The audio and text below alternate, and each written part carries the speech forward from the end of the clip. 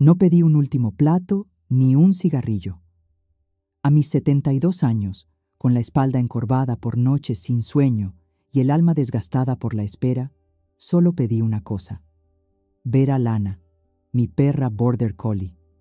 Ese amanecer, las paredes del penal parecían más pesadas que nunca, como si supieran que algo estaba a punto de cambiar.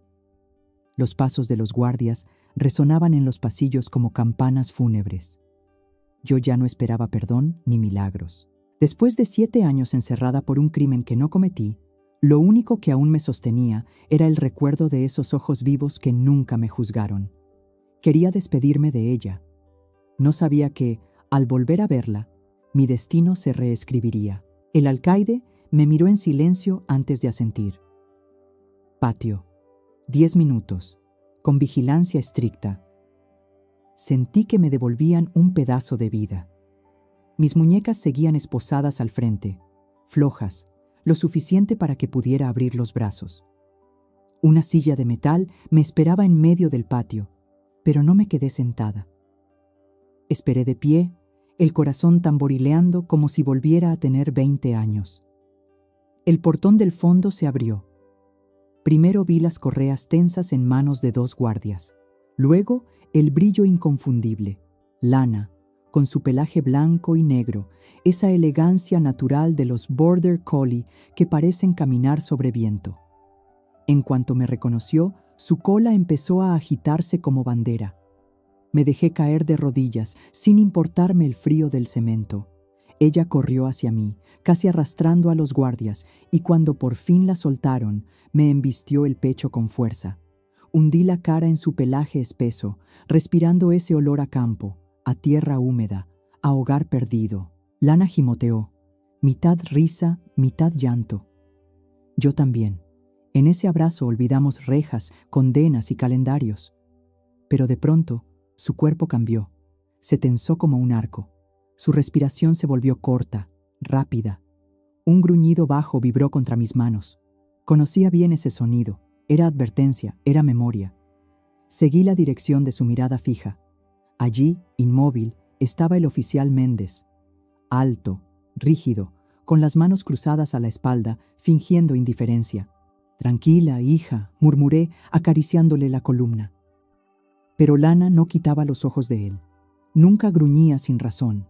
En ese instante lo entendí. Algo de ese hombre olía a mentira, a peligro. Y yo sabía que el olfato de mi perra era más certero que cualquier testigo. El silencio del patio se volvió pesado. Méndez evitó nuestra mirada y se marchó por la misma puerta. Lana lo siguió con los ojos hasta que desapareció. No ladró, no corrió, solo lo vigiló como quien descubre al verdadero enemigo. Yo, con la mano temblando en su lomo, comprendí que esos 10 minutos no serían una despedida. Eran el inicio de otra batalla, y esta vez no estaba sola. Tenía a Lana, mi centinela, para recordarle al mundo que la verdad también sabe ladrar. No pasaron muchas horas. Me llevaron a una sala estrecha, con paredes grises que parecían absorber el aire. Una mesa metálica nos separaba, y yo me senté con las manos aún marcadas por las esposas. A mi lado, como una sombra atenta, estaba Lana.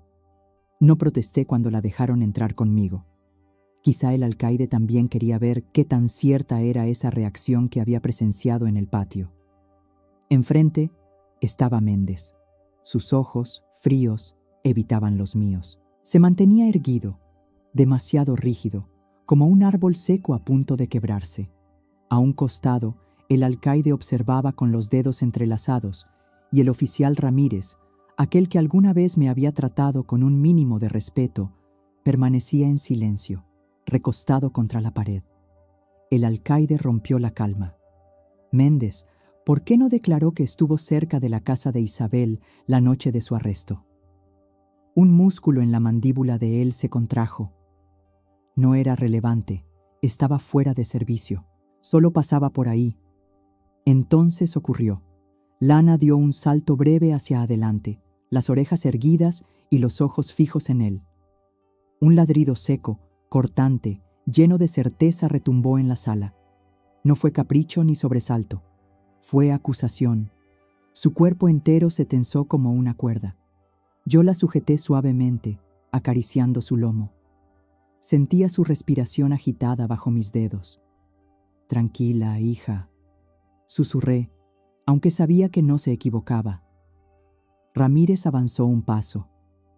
«Curioso», dijo con voz grave, «porque una persona acaba de declarar que vio a un hombre de su altura y complexión salir de la casa de Isabel esa noche». El rostro de Méndez se endureció. No negó ni afirmó. Solo apretó los labios, como si las palabras fueran cuchillas que prefería tragarse. El alcaide se inclinó hacia la mesa.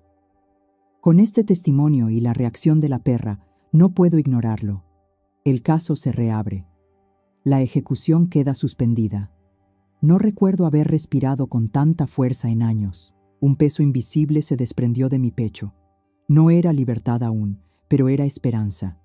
Lana seguía en posición de guardia, sus ojos vigilando cada movimiento de Méndez, como si quisiera recordarle que los secretos tienen olor y que ella no olvidaba nada.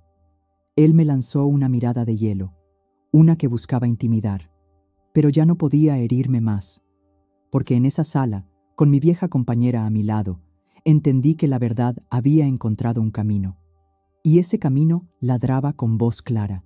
Los días siguientes se deslizaron lentos, pero ya no eran iguales. Yo no esperaba la muerte, esperaba noticias. En el pasillo, los guardias ya no me miraban con indiferencia. Algunos me observaban con curiosidad, otros con incomodidad, como si mis pasos llevaran una pregunta que ninguno quería responder. Me llamaron a otra sala. Esta vez, sobre la mesa había carpetas y fotografías amarillentas. El alcaide abrió una de ellas y habló sin rodeos. «Isabel, hemos revisado las pruebas de su caso. Hay inconsistencias». Mi corazón se detuvo un instante. 7 años había pasado suplicando que miraran esas inconsistencias. 7 años en los que mis palabras rebotaban contra paredes mudas. Y ahora, gracias a Lana, esas paredes parecían resquebrajarse. Ramírez, serio como siempre, señaló una foto con guantes de látex marcando un cajón revuelto.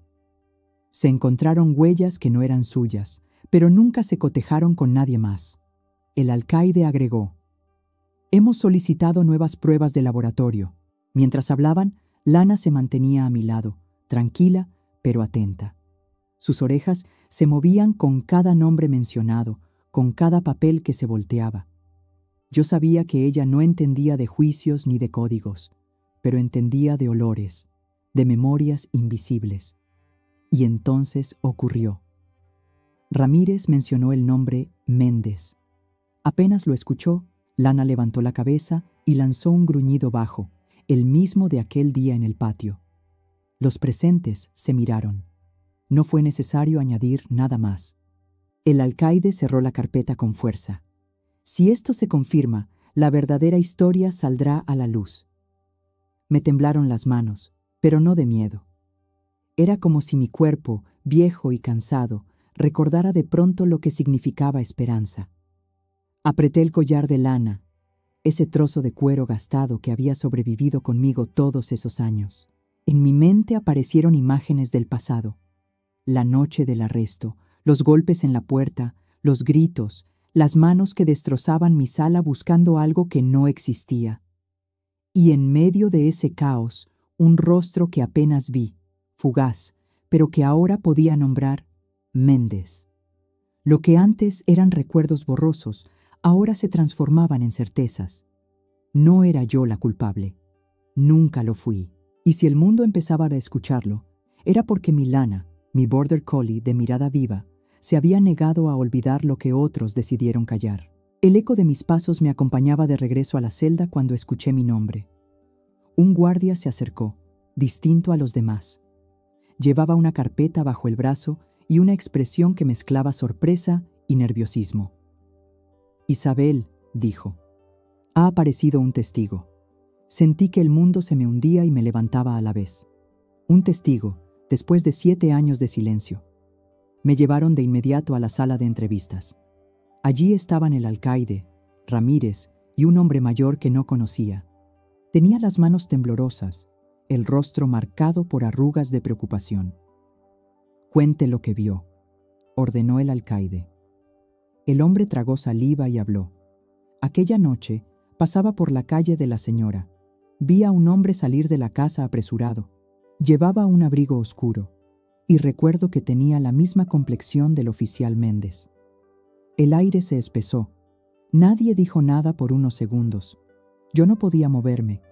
Mis dedos buscaban el lomo de Lana, que estaba recostada junto a mí. Ella, como si entendiera, levantó la cabeza y clavó sus ojos en la puerta, atenta, expectante.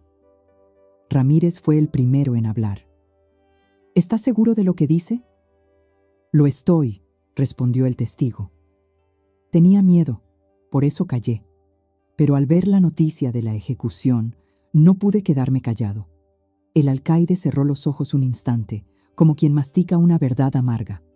«Esto cambia todo». Lana se levantó y dio un paso hacia adelante, como si quisiera colocarse entre todos nosotros y la verdad recién dicha. Su cola no se movía. Su cuerpo entero era alerta. En ese instante comprendí. No estaba sola. La vida me había arrinconado, la justicia me había olvidado, pero había una voz que nunca se apagó. Y ahora esa voz encontraba eco en un extraño que decidió hablar. El alcaide golpeó la mesa con firmeza. La ejecución queda oficialmente cancelada. El caso se reabre con efecto inmediato. El silencio posterior fue distinto al de siempre. Ya no era de resignación. Era un silencio que olía a grieta, a quiebre. Como si los muros del penal, por primera vez en años, no fueran tan altos. Yo acaricié a Lana. Ella me miró con sus ojos brillantes. Y supe que lo imposible empezaba a ser posible. La noticia de la reapertura del caso corrió como fuego dentro del penal. Lo notaba en los pasillos. Los guardias ya no me veían como una mujer esperando la muerte, sino como un misterio incómodo que empezaba a desatarse. Días después, me llevaron de nuevo a la sala de entrevistas. Esta vez, sobre la mesa había cajas polvorientas, las mismas que contenían las pruebas de mi juicio. El alcaide habló con voz firme. «Se ha ordenado una nueva revisión forense. Queremos confirmar lo que se ignoró». Me senté, el corazón golpeando como si fuera a romperme las costillas. Ramírez abrió una carpeta y señaló unas fotografías de huellas digitales marcadas en objetos de mi casa. «Estas nunca coincidieron con usted», dijo. «Fueron descartadas como irrelevantes». El nuevo perito, un joven con mirada seria, intervino. «Las cotejamos de nuevo, esta vez con todos los registros de la plantilla penitenciaria, y tenemos coincidencia». El alcaide lo miró fijo. «¿Con quién?» El silencio se volvió insoportable. Yo acaricié a Lana, que estaba sentada a mis pies, tranquila pero expectante. Y como si la respuesta ya la conociera, levantó las orejas y miró hacia la puerta. «Con el oficial Méndez», respondió el perito al fin. Sentí que el aire se abría dentro de mí. Una corriente de alivio y furia me atravesó a la vez. 7 años de dolor, 7 años de abandono, y la verdad siempre había estado allí, guardada en papeles olvidados. El alcaide cerró la carpeta de golpe. «Esto es suficiente para abrir cargos». Méndez no estaba presente, pero su sombra llenaba la sala. Yo, anciana, con el cabello recogido y las manos arrugadas, lo imaginé leyendo esa noticia, sintiendo que el mundo al fin le daría la espalda. Lana apoyó la cabeza en mi rodilla, como si supiera que algo se había ganado. Le acaricié el lomo despacio. «Lo estás logrando, hija», le susurré. Por primera vez en años, mi respiración no fue la de una condenada, sino la de alguien que empieza a creer que puede volver a caminar libre. Y todo había empezado con el instinto de una perra que se negó a olvidar. El alcaide ordenó una reunión urgente. Esta vez no era en una sala fría y solitaria. Había varios oficiales, Ramírez, el perito forense y Méndez. Lo vi entrar con el uniforme perfectamente planchado, el mentón duro y los ojos cargados de rabia contenida. Me sentaron frente a él. Mis manos, arrugadas, descansaban sobre la mesa, y a mis pies estaba Lana, quieta pero atenta. Yo sabía que su calma era solo apariencia.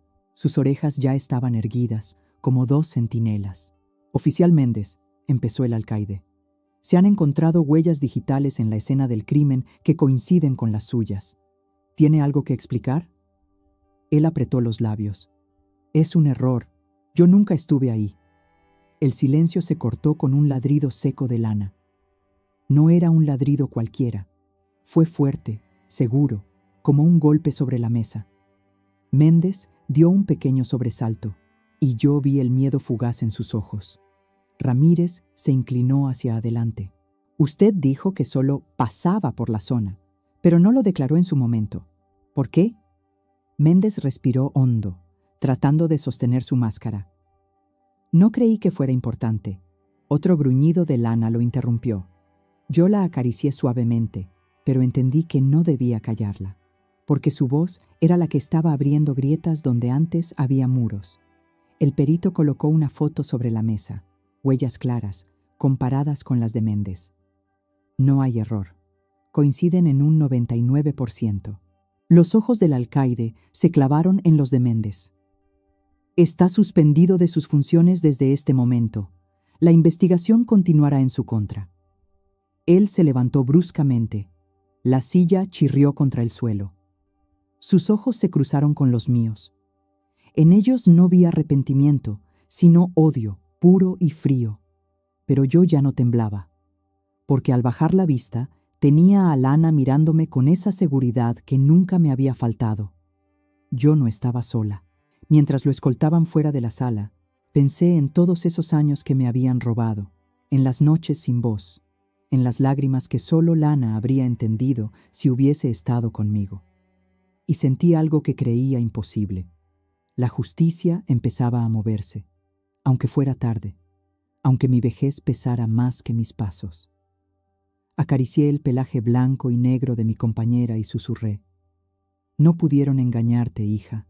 Gracias a ti, la verdad respira». Los días que siguieron fueron un torbellino. Ya no me llevaban a esperar la muerte, sino a escuchar cómo la verdad, lenta pero firme, iba destapando la mentira que me había encerrado durante 7 años. Me llevaron a una sala más amplia, con escritorios, grabadoras y documentos apilados. Allí estaban fiscales, investigadores y el alcaide. Y, frente a todos, Méndez, con las manos esposadas. Verlo así me provocó un temblor extraño. No de miedo, sino de memoria. Recordé su sombra en mi casa aquella noche, el ruido de un cajón forzado, el olor a guantes de cuero. El fiscal habló con voz clara. «Las nuevas pruebas indican que usted, oficial Méndez, estuvo en la escena del crimen y manipuló la evidencia». Méndez negó con la cabeza, furioso. «Todo esto es un invento, no tiene nada sólido». Yo estaba sentada al fondo, con Lana echada a mis pies. Ella levantó la cabeza y lo miró fijo. Nadie lo notó, pero yo sí. Sus ojos seguían el rastro de un culpable, no de un inocente. Y yo confiaba más en esa mirada que en cualquier palabra de tribunal. El perito mostró una bolsa con objetos que habían sido olvidados en los archivos. Guantes, un cuchillo con rastros, fibras de tela. Todo cotejado de nuevo, todo apuntando a él. Ramírez, firme, dio un paso adelante. Lo vi rondar la casa esa noche, pero entonces pensé que era parte de un operativo. Me callé y fue mi error. Hoy no volveré a callar. El silencio cayó pesado. El alcaide apretó los labios y los fiscales tomaron notas rápidas. Méndez me lanzó una mirada que quemaba, como si quisiera borrar mi existencia. Pero yo ya no era la mujer resignada de años atrás. Yo era una anciana con un perro fiel que había hecho más por la verdad que todos ellos juntos. Lana apoyó el hocico en mi rodilla y suspiró. Yo le acaricié la cabeza con ternura. «Lo sé, hija», le dije en voz baja. «Falta poco».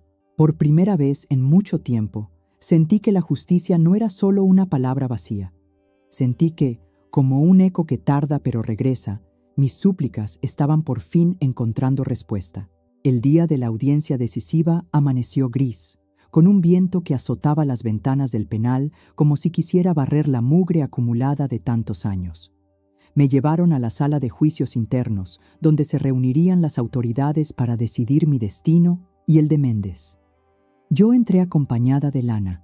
Sus pasos eran firmes, y su mirada, atenta, parecía leer cada rincón como si también fuera parte del proceso. Los guardias me observaban con una mezcla de respeto y desconfianza, pero ya no con la indiferencia de antes. Algo había cambiado. Méndez estaba sentado frente a nosotros. Tenía las muñecas esposadas y la mandíbula rígida. Aún así, intentaba sostener esa arrogancia de hombre intocable. Pero sus ojos delataban otra cosa: miedo. El fiscal colocó sobre la mesa nuevas pruebas. Una grabación recuperada de una cámara de seguridad cercana a mi casa mostraba una silueta inconfundible. El análisis confirmó que era él. También había un recibo con su firma, hallado en un lugar que conectaba directamente con la escena del crimen. Y las huellas, esas que habían querido enterrar, brillaban ahora como testigos que no podían callar. «No hay duda», declaró el fiscal con firmeza. «Isabel fue condenada por un crimen que jamás cometió. Y usted, oficial Méndez, será procesado como el verdadero responsable». El silencio fue absoluto. De pronto, Lana se levantó, dio un paso al frente y soltó un ladrido claro, vibrante, como un sello final. Todos en la sala se volvieron hacia ella. Yo no contuve las lágrimas. Era como si mi compañera, con su voz pura, estuviera firmando la sentencia que la justicia humana por fin reconocía. El alcaide se incorporó. «En nombre de esta institución, declaro que Isabel queda exonerada de toda culpa. El oficial Méndez queda bajo arresto formal». Méndez estalló en gritos, insultando, tratando de negar lo evidente. 2 guardias lo sujetaron y lo arrastraron fuera de la sala. Sus palabras se perdieron entre los ecos del pasillo. Yo, en cambio, solo escuchaba la respiración tranquila de Lana, como un recordatorio de que la verdad puede tardar, pero siempre encuentra salida. Acaricié su pelaje blanco y negro y susurré: «Ganamos, hija. Ganamos». El día que nunca creí volver a ver llegó. Después de 7 años contando pasos en un pasillo sin futuro, me hicieron firmar unos papeles con manos temblorosas. La palabra exonerada brillaba como si fuera un milagro escrito en tinta. Me cambiaron el uniforme gris por una blusa sencilla, y por primera vez en tanto tiempo no llevaba el peso de unas esposas. Ramírez me miró con una leve inclinación de cabeza. No pronunció palabra, pero sus ojos decían lo que su boca callaba. «Lo siento». Caminé hacia la salida, con Lana pegada a mi costado. Su cola se movía despacio, con un ritmo solemne, como si también entendiera que estábamos despidiendo a la sombra de nuestra condena. Cuando el gran portón de hierro chirrió y se abrió, el aire me golpeó distinto. Olía a tierra mojada, a libertad. Afuera no había muros ni garitas. Había cielo, abierto y ancho, y un sol que parecía esperarnos solo a nosotras. Di un paso, luego otro. Sentí el suelo bajo mis pies como si nunca hubiera aprendido a caminar. Me detuve, me incliné con esfuerzo, porque mis rodillas ya no eran jóvenes, y abracé a Lana con toda la fuerza que me quedaba. «Lo logramos, hija», susurré contra su pelaje espeso. «Lo logramos». Ella lamió mis mejillas húmedas y soltó un pequeño gemido, ese que siempre hacía de cachorra cuando quería asegurarme que estaba a mi lado. Y entendí que sí, que habíamos atravesado juntas un infierno. Pero ahora, frente a las puertas abiertas, empezaba otra historia. Los guardias se quedaron atrás. No había cadenas, no había relojes contando mi final. Solo yo, una mujer vieja, y mi perra Border Collie, caminando hacia un mundo que todavía dolía, pero que al menos nos devolvía la oportunidad de elegir. Dormí mi primera noche fuera, en una cama que no tenía barrotes al lado. El colchón era duro, prestado en la casa de una mujer solidaria que me abrió las puertas, pero para mí fue el lecho más suave en años. Lana se acurrucó a mis pies, vigilante, como si supiera que todavía me costaba creer que ya no habría candados que nos separaran. Al amanecer, abrí los ojos y lo primero que vi fue su mirada despierta. Sus orejas se movieron y, sin pensarlo, dejó escapar un pequeño ladrido alegre. Yo reí, una risa que había olvidado. Me levanté despacio y abrí la ventana. El sol bañaba las calles sencillas, la vida cotidiana que tanto había añorado. Salimos a caminar. La gente nos miraba con curiosidad, algunos con compasión, otros con desconfianza. Yo no necesitaba sus juicios. Tenía 72 años y había sobrevivido a lo que nadie debería sobrevivir. No buscaba lástima, buscaba aire. Y cada paso con Lana a mi lado era un acto de victoria silenciosa. Al verla correr tras una mariposa, ligera a pesar de sus canas en el hocico, entendí que aún me quedaba algo que ningún tribunal pudo arrebatarme: la capacidad de empezar de nuevo, aunque el cuerpo sea viejo y el alma esté llena de cicatrices. Hoy escribo estas palabras no para que me tengan lástima, sino para recordar que la justicia puede tardar, pero la lealtad no. Fui condenada injustamente, olvidada en un rincón del mundo, hasta que una perra de ojos vivos se negó a callar lo que todos ignoraban. Lana no necesitó hablar. Ladró, gruñó, miró. Ella supo reconocer al verdadero culpable cuando nadie más lo quiso ver. Y gracias a ese instinto, la verdad salió a la luz, y yo volví a respirar aire libre. A veces me preguntan ¿qué haré ahora? Yo sonrío. No tengo grandes planes ni riquezas que recuperar. Solo quiero vivir mis días con Lana, caminar juntas por calles sin rejas, sentir el sol y el viento en la cara. Porque lo demás ya lo tuve y lo perdí. Lo que me queda es más valioso: una segunda oportunidad. Regalo que vino no de un juez ni de un abogado, sino de la lealtad inquebrantable de un perro que me recordó que el amor verdadero nunca olvida. Y mientras acaricio su pelaje blanco y negro, sé que aunque el mundo se derrumbe, mientras Lana y yo estemos juntas, la verdad siempre tendrá voz.